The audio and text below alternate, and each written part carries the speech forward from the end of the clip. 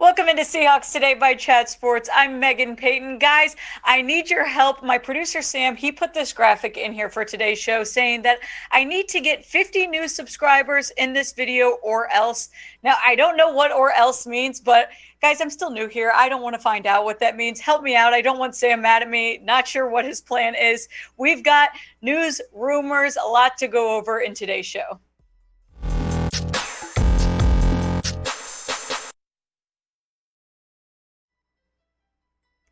Welcome in, guys. We are talking news, we are talking rumors, we're talking free agency, a lot going on. But the NFL trade deadline has officially passed, and the Seahawks did nothing.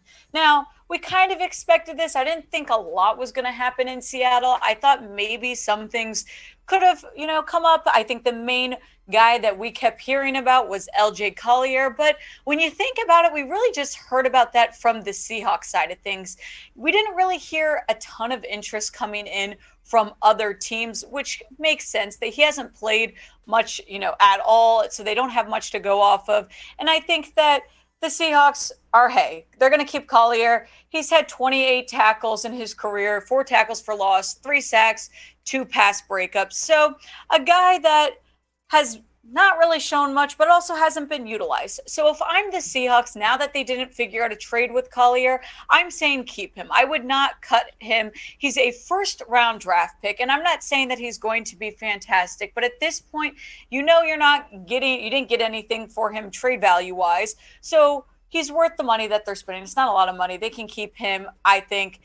Maybe eventually find a way to utilize him, and maybe reevaluate at the end of the season. But for now, keep it how it is. They've got some good guys, obviously, right now with Rasheem Green, Kerry Hyder. Kerry Hyder, I think, is just improving game by game. I really like watching him.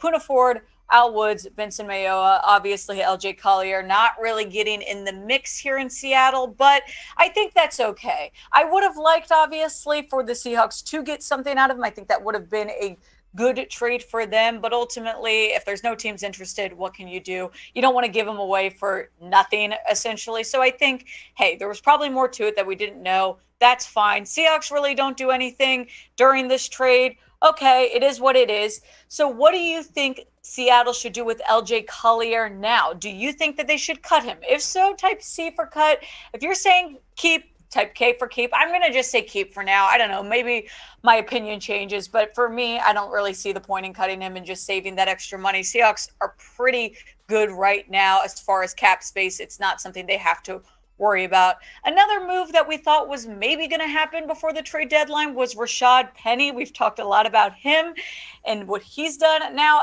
if you look at Rashaad Penny's stats over his career, he's had 167 carries, 847 yards, an average of 4.8 and 5 touchdowns. Now, again, we can say it a million times, but his injuries are really the main reason why I'd say no teams wanted him. I mean, you don't want to take a guy that's so injury prone that you don't know even how he's performing because of his injuries, and you don't know if he's going to be healthy next week, what his deal is. And you can see it just by these games he's missed by season. 2018, he missed 2 games with the knee injury. 2019, he missed 6 games with the hamstring, torn ACL.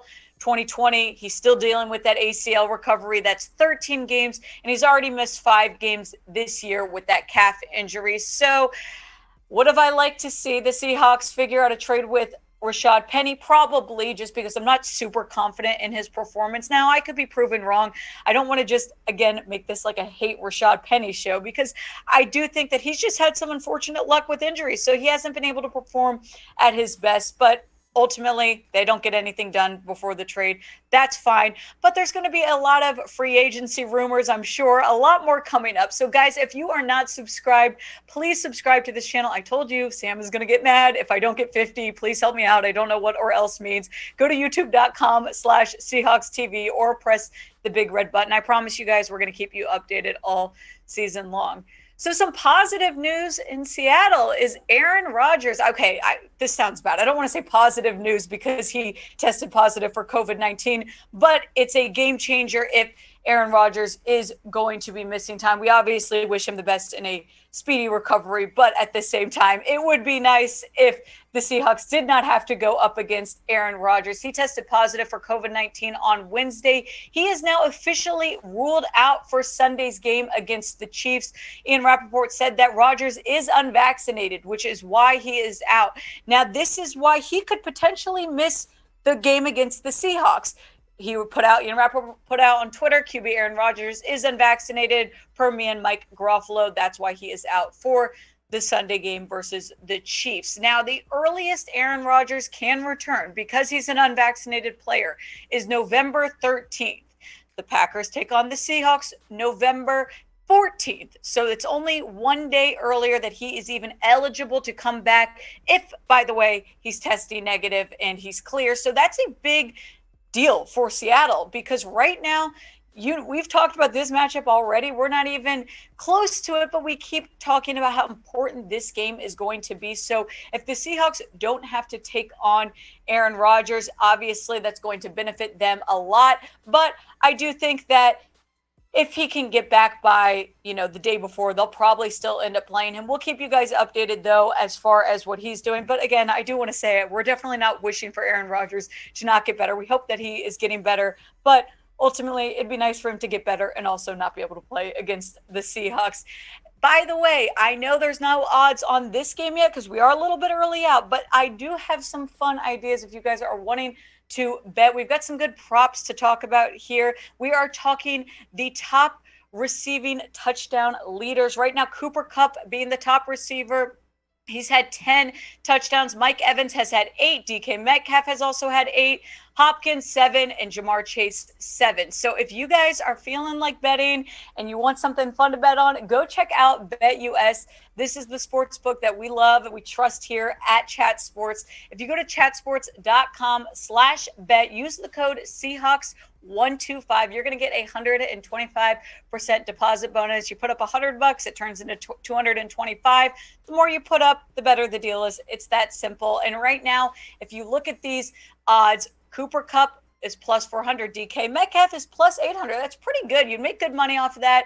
Mike Evans at plus 900. DeAndre Hopkins at plus 900. And Jamar Chase at plus 1,200. So if you guys are feeling confident, go check out this deal by BetUS. Make sure you use code Seahawks125. So if Aaron Rodgers is out for the game against Seattle, we are going to be expecting Jordan Love. Jordan Love is going to be playing this week against the Chiefs. And so far, he came in during that Saints game early on in the season. He had 68 yards. He was 5 for 7. And so I think that you don't want to discredit. We don't know exactly what we're going to get out of Jordan Love. Now, obviously, if the Seahawks are going up against him, I feel a lot more confident that Seattle can beat them. And honestly, I think that Seattle could beat the Packers with Jordan Love if Geno Smith is in. And that might be a bit of a statement, but I think it actually brings up the question of, is it worth Russell Wilson coming back maybe a little bit earlier than he would have probably wanted to in order to play against Aaron Rodgers and the Packers? If Aaron Rodgers is not playing, do you guys think Seattle should wait on Russ and maybe play Geno Smith?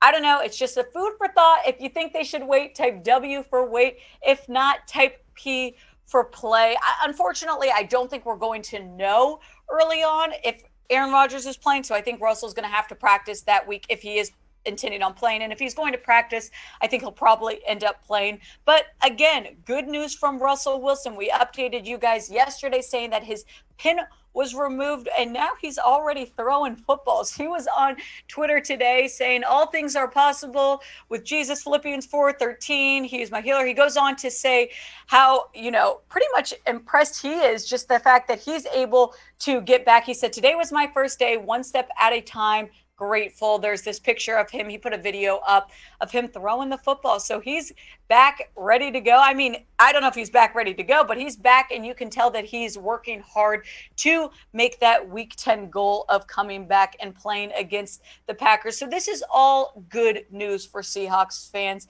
I'm not saying that we know 100% Russell's going to be back, but I know that this is positive. And if we know Russell Wilson, he is going to do everything in his power. He doesn't care if Aaron Rodgers is playing or not. He's trying trying to get out there as quickly as possible. So now I ask you guys, what chance do you guys think it is for Russell Wilson to play against the Packers? Let's do this in percentage. So what percent chance is it that Russell Wilson will be playing in week 10?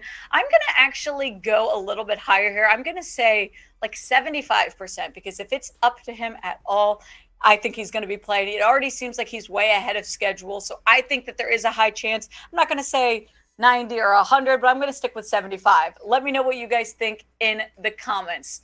Some more news for you guys going around the league is that the Texans have waived Vernon Hargreaves this afternoon. He was a former first rounder.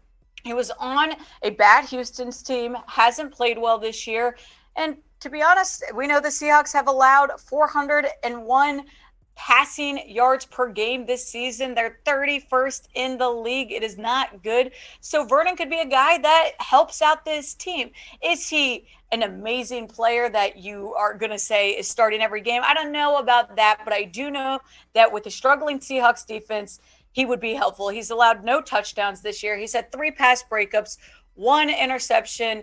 And I think that he's just someone that could add depth in the cornerback room. Now, I like what we're seeing out of G.J. Reed, and I do actually really like what we're seeing out of Trey Brown, too. Now, I know Sidney Jones and Trey Brown have been kind of fighting for that spot. They've been rotating back and forth, very unlike Pete Carroll, by the way. I think Trey Brown's going to end up getting that starting role. So I don't know if, Vernon actually would be in competition for that first, that starting role. But I think, again, depth is important. I think that the Seahawks have dealt with injuries. They're going to deal with more injuries. That's just the reality. I think it would be helpful for them to just create some depth. So what is your confidence level in the cornerback room as it stands right now? Obviously, it started off, I'd say we all felt pretty low about it. And I'd say as the weeks are progressing, I'm starting to feel a little bit more confident. So we're going to scale this 1 to 10, 10 being you're perfectly confident, 1 being you have no confidence whatsoever. I'm going to say about 6.5 or 7, because I do think that the Seahawks have started to figure that out. Again, love Trey Brown. I think Sidney Jones is doing okay. DJ Reed, obviously, being that number 1 guy right now. All of this, though, I promise we will keep you guys updated. Make sure you are subscribed. If you have not subscribed yet, go to youtube.com/SeahawksTV or press that big red button.